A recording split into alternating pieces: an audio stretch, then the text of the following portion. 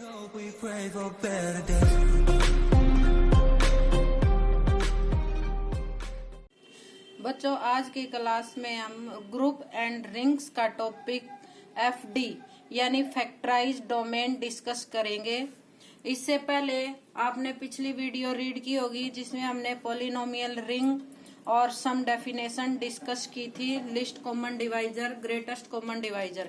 उसी में जो हमारा नेक्स्ट टॉपिक है वो आपके पास है फैक्टराइजेशन डोमेन यानी एफडी। एक commutative integral domain R, commutative R आपके पास क्या है? रिंग।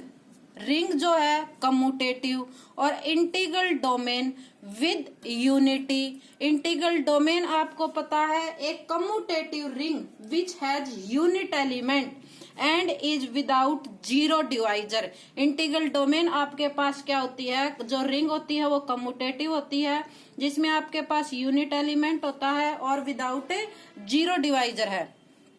विद वन, वन का मीनिंग क्या है? Unity. Is called a factorization domain यानी F D if every non zero element x in R can be written as unit time a finite product of irreducible element. यानी ring में से आप कोई भी नॉन जीरो एलिमेंट लोगे तो उसको आप यूनिट टाइम यानी यूनिट एलिमेंट और अनदर एलिमेंट यानी जो एलिमेंट होंगे उसकी finite product of irreducible element की फॉर्म में रिप्रेजेंट कर सकते हैं। तो वो आपकी क्या होगी? Factorization domain.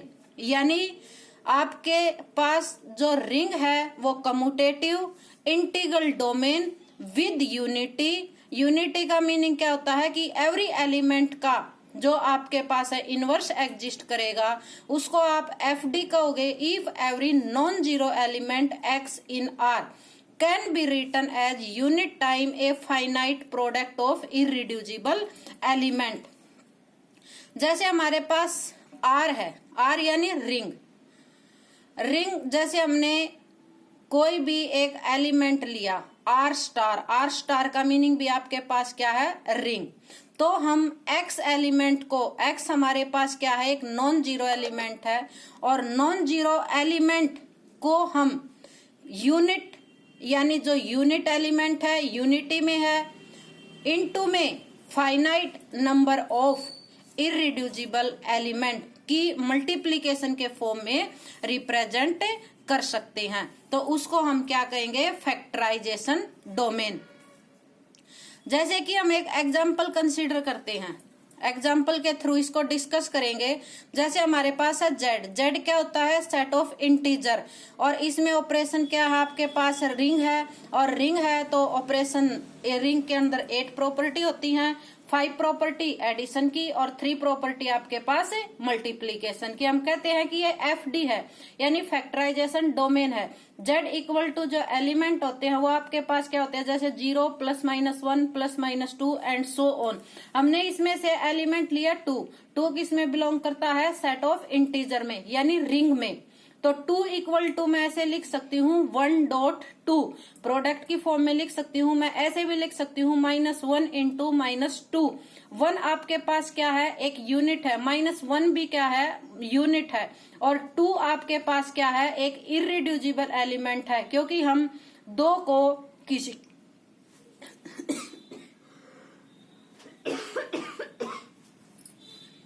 जो आपके पास 2 एलिमेंट है उसको हम इररिड्यूसिबल एलिमेंट है क्योंकि इसको 2 नंबर की प्रोडक्ट के फॉर्म में आप ब्रेक नहीं कर सकते।